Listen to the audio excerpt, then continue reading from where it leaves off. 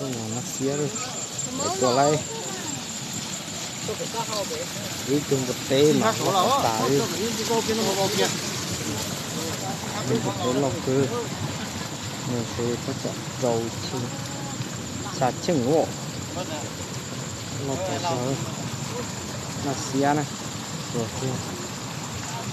Là nó lấy ít từ cổ thế này.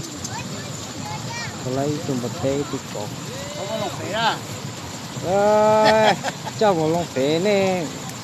Tôi là sai rồi. Thì gọi tôi sẽ tôi chống tụ tạm bộ lên.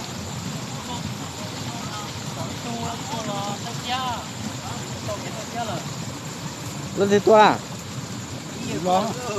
Nó tôi sao? Bây giờ tôi sẽ tôi một tôi tạm bộ lên. Ê, chị nó thả nó cái chứ nè.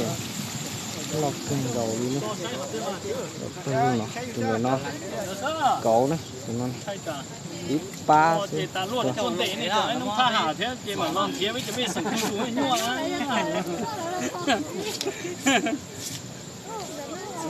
Thay một sai cơ.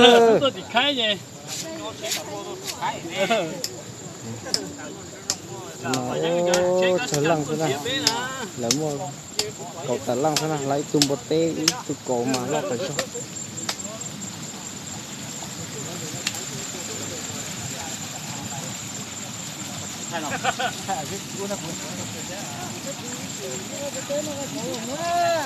Đó, tập vui cơ đi theo đó xí mà.